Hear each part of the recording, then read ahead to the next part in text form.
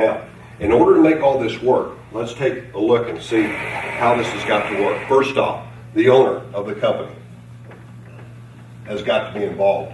This is a change of culture. It is a change of culture because what we're doing is we're taking a service call, and instead of going out there with a fix-it mentality, which is what most of the industry is, what we're going to look at every service call from this point forward as a retail opportunity.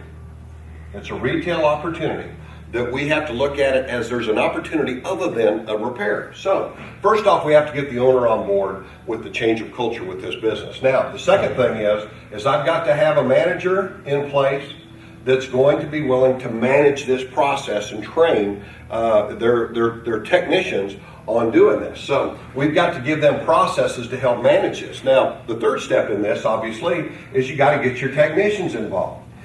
We recommend highly that you get a bell cow.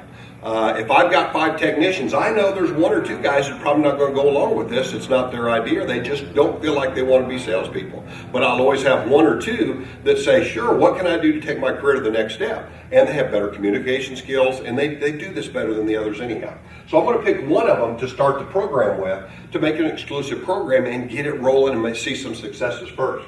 Then the other thing is that we have to have a TM that's going to help get all this stuff started. Now, the way to get this going is as we go through here and we set this program up, first off is you have to measure everything as it's going through here to manage it properly. For example, I'm going to put up a board. If I've got 5 technicians on this program, I'm going to put up a board and I'm going to measure results every day. Here's technician 1, 2, 3, 4, and 5.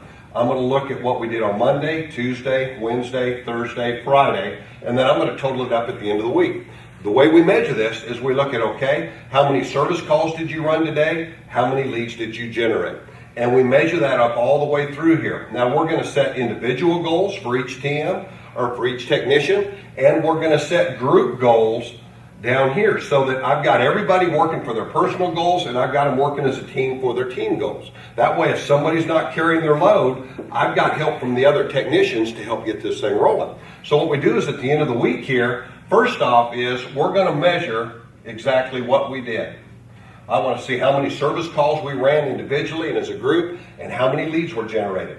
Next thing you know is I'm going to reward for those activities. Now, there's many different ways to reward. Just one of them would be I might reward them for each lead they generate for, let's say, a $25 spiff if they generate a solid qualified lead. And if we actually make a sale and we install a system, maybe another $100 for each installation. So the technician has a potential to make $125 on every single sold system. Now, that's what gets these guys involved. Now, in order to make this thing really roll, what you have to do is obviously you have to train them first on how to do this process.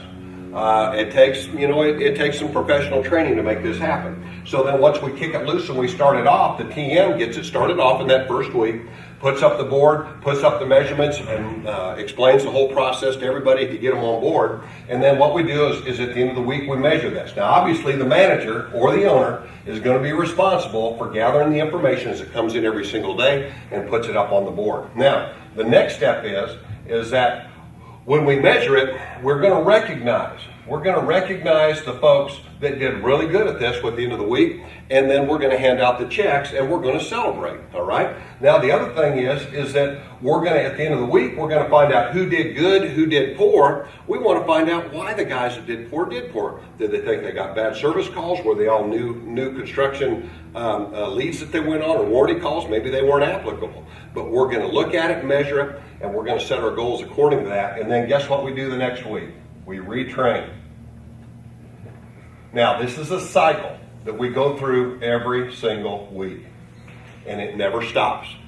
When you stop it, the program will stop because the guys will just stop focusing on that. But somebody's got to drive this. That's why you need a solid TM in there, a territory manager, that's helping you with this process and to take it forward from the next step to the next step. It'll take them about 4 or 5 weeks, put them in front of your technicians for about a half hour, like on Monday mornings before the week starts, to kick this off. And then after that, we're going to teach a man how to fish so that you can take and run this program yourself and really start driving these replacements like you need to.